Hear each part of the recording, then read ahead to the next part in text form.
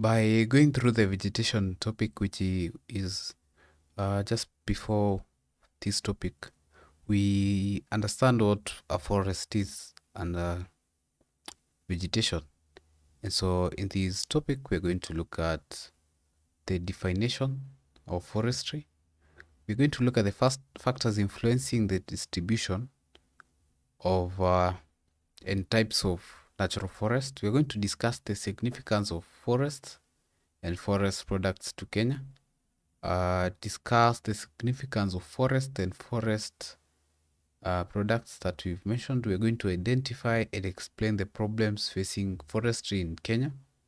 We're going to discuss ways and means of managing and conserving forests in Kenya, and compare and contrast softwood forests in Kenya, and lastly, demonstrate the ability to manage and conserve forests and forest resources. And so, forestry is the science of developing and managing forests, including cultivating them. And we have the following types of forests. So we have natural forests, which grow by natural means of seed dispersal.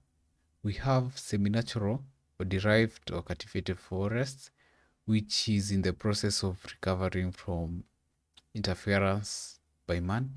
We have planted or cultivated forests which have been planted by man. We have indigenous forests which are native to a region or which have grown in the region from the beginning.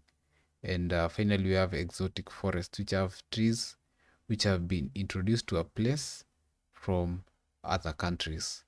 So, what are the factors influencing the distribution of and types of natural forest? We have temperature, we have aspect, we have precipitation, we have soil, also what we mentioned in the vegetation topic as edaphic factors. We have human activities, and we have these may include afforestation and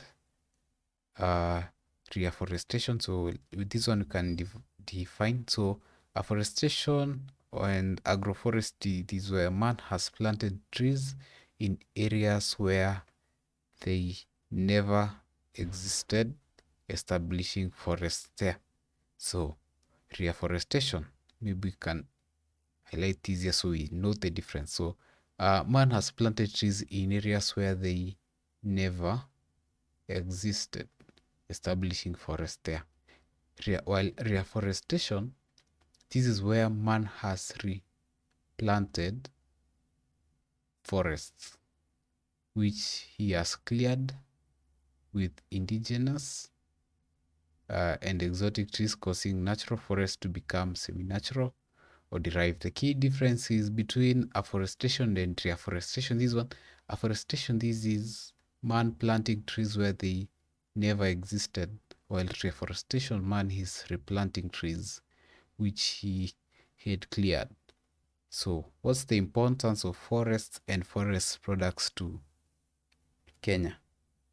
Forests are water catchment areas which support agriculture and hydroelectric power generation.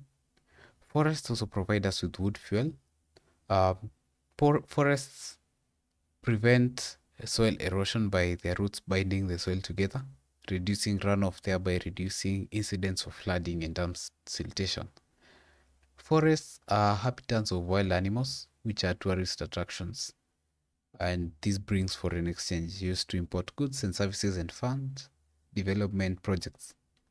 Forests are a disposal system for carbon dioxide, which they use in photosynthesis and release oxygen, thereby purifying air and reducing global warming.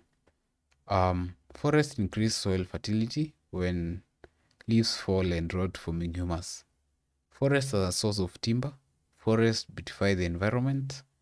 Some forest trees are a source of medicine, and presence of forests has led to the development of infrastructure as roads have been constructed to make forests accessible. And forests also provide employment. So, what's the importance of forest products? Forests are a source of food. They provide wood. Animals in forests are hunted for food, skin, and horns. Leaves of trees and forest undergrowth are used as livestock fodder. Forests provide wood which is used in cottage industry by making carvings and wooden utensils which are sold locally and exported. What are the problems facing forestry in Kenya? We have encroachment by people by clearing them to create room for agriculture and settlement. This puts some plants and animal species in danger of extinction. So destruction, especially of young trees by herbivorous wild animals such as elephants, due to rapid increase in the population. And number three, we have destruction of huge tracts of forest by fire caused by poachers, honey harvesters. This is especially during the dry season. Excision of forest, that is by converting some parts of forest into private land, government land like the Nyayoti zones. So, and other public utilities like the agricultural showgrounds, which has resulted into reduction of the area under forest. So, forests also, it's a challenge that they are poorly managed, and these may lead to harvesting of mature trees in the future. So, how do we manage and conserve forests? So, we are first going to define what the difference between conservation and management. So, conservation is the protection of forest against interference and destruction by man, while forest management is effective planning and control of forests and forest resources. So, what could be the difference? First, we can see in conservation, we are protecting the forest against interference and destruction, while in management, we are effectively planning and controlling forest and forest resources. So, what's the importance of forest management and conservation? So, when we conserve forests, we are able to reserve and protect indigenous forest from extinction. And two, we conserve forests by setting forest guard posts in the forest to protect against illegal logging. How else do you do that? By setting up Nyayoti zones to act as protective belts to prevent people from trespassing into forests. These zones also are a source of employment and foreign exchange. We also conserve them by afforestation and reforestation. So I hope we can remember conservation is protecting against interference and destruction. So how else can we do this? Agroforestry, this is intercropping of various crops with trees. This supplies wood resources and also provides animal fodder. Also gives us fruits and act as windbreakers, shade for crops. So how do we manage forest? Remember, management is the effective planning and control of forest and forest resources. So one, research to determine which tree species are suitable for which area and how to combat pests and disease outbreaks. Number two, we manage the same by carrying out public campaigns on the importance of forests. Also, we can use alternative sources of energy, such as the sun, biogas, and water to reduce tree felling. We also make use of energy-saving stoves to reduce the rate of exploitation of wood fuel. Also improvement on cutting practices by selective falling of trees and planting more trees than those we cut. What are we've looked at, that was factors favoring the resources. We've covered that, and use of covered management and conservation. We're now going to look at the related study on softwood in Kenya and Canada.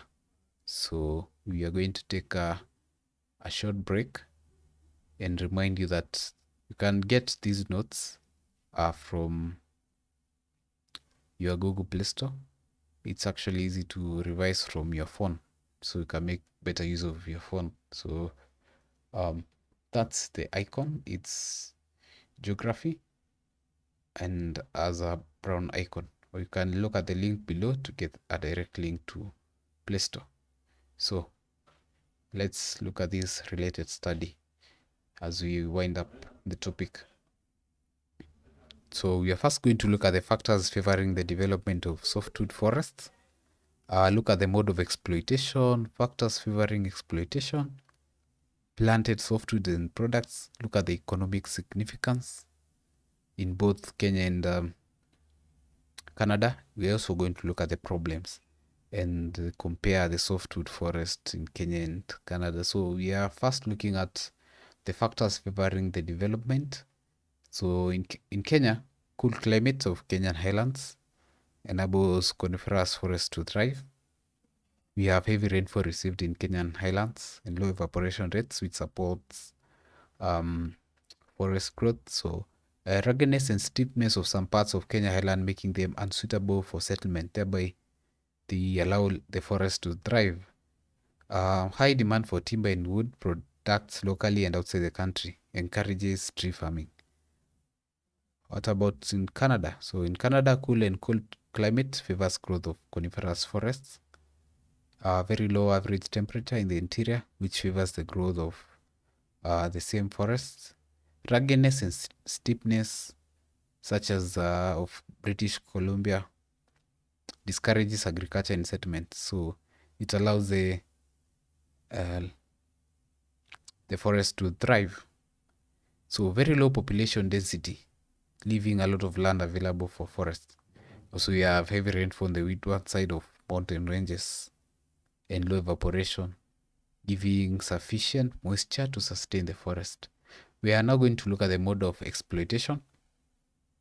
So workers are transported daily to logging sites in Kenya, while in Canada, settlements is set for workers within forests. Power sources are used in both countries to fell trees, but axes are used to a limited extent in Kenya. So in Kenya, transportation of logs is by tractors and lorries, while in Canada, rivers are widely used to transport logs by floating. So I hope you, from what you studied from vegetation, you'll notice that there was some trees which were quite heavy. I'm sure you remember they were not the coniferous type, which could not be transported. They are too heavy, they cannot float. So in both countries, logging is systematic and is done in blocks. What are the factors favoring the exploitation? We look at in both countries. At this point, I'll zoom for clarity. So we look at Kenya. So Kenya doesn't experience winter, so logging can go throughout the year. So softwood forests in Kenya are easier to exploit because trees are planted in rows. Yeah. So in Kenya, forests are accessible throughout the year, unlike Canada, where forests in the north are inaccessible during severe winter and ruggedness. So in Kenya, logging can go on throughout the year because there's no winter. We mentioned that. Availability of water from River Nzoia for pulp and paper manufacture at Webuye. So another factor favoring exploitation in Kenya is a ready market due to high demand for wood products locally and outside COMESA. So we'll now look at Canada. Mild winters in British Columbia make it possible to transport logs throughout the year. Availability of water from many rivers, which provides plenty of water for paper and pulp manufacture. We also have cheap hydroelectric power for factories from many rivers in Canada. Cheap and efficient land and water transport system easing the transport of logs to factories and to markets. So coastal location of major producing areas making exportation of timber to United States of America and Japan easy. So there's high demand for forest products in the neighboring countries and locally due to the high purchasing power. And number 7, there's existence of natural coniferous forest in pure strands, that is one species covering a large area, which makes exploitation easy. And lastly, absence of undergrowth, which makes exploitation easy due yeah. So what next? We are going to look at the planted softwoods and products. So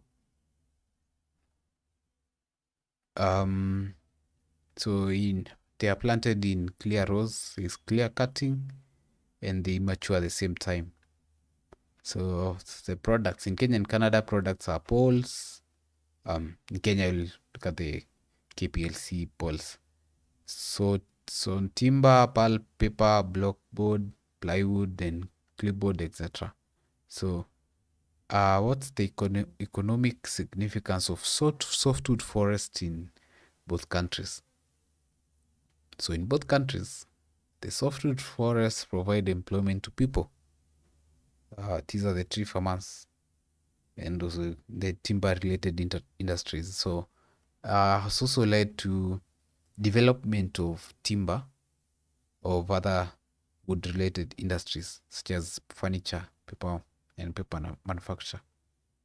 A foreign exchange, Anna, when in Canada timber is exported to U.S.A, and when products in Kenya are exported to the COMESA, saving some foreign exchange when the country produce wood products to cater for their needs on which they'd otherwise spend foreign exchange. So number 5, infrastructure and development. When roads are constructed to ease transportation of logs to industries and products to markets. What are the problems in Kenya, experienced in Kenya and Canada? So forest fires, which destroy large tracts of land,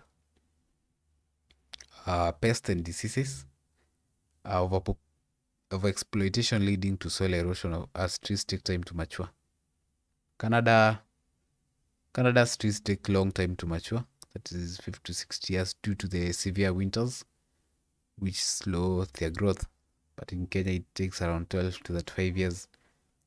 In Canada, there is problem of inaccessibility of forests in the northern part in winter due to the rugged terrain. However, since in Kenya most are planted, it is easily accessible. And lastly, we're going to compare the softwood forests in Kenya and Canada. So I'll again zoom so that we're able to focus. These are the similarities. So softwoods in both countries experience the problems of pests and diseases, fires, soil erosion, and exploitation. Softwood forest products are similar. These are the similarities. Softwood forests in both countries grow in places with heavy rainfall, cool temperatures, heavy rainfall again, and rugged terrain. So forest products and foreign exchange in both countries. And 5, tree species are similar. That is, we have pine in both countries. What are the differences? So species of trees differ. In Kenya, there is Kenya cedar and pod, while Canada there is Douglas fir and white pine. Canada's softwoods are mainly natural, while Kenya's are mostly planted. Kenya's softwood forests are found in highlands, while Canada's are found in lowlands due to cold temperatures. So Canada's softwood forests cover large tracts of land than Kenya's. In Kenya, softwood forests are propagated by afforestation, while in Canada, it's by leaving some trees uncut so that they produce seeds to be dispersed naturally. Canada's softwood forests take longer to mature than Kenya. We saw that about 50 to 70 years, while in Kenya we have 12 to 35 years. that is due to the severe winter temperature. So, and finally, Kenya's softwood forests are planted in rows, which is easily exploited, which makes it easily exploited. And so this marks the end of our forestry topic. Also, this is the last topic covered in Form 3. Remember to get the geography up to facilitate your revision. So we are going to look at the topic, the other topics in Form 3. This is the end of topics covered in Form 2.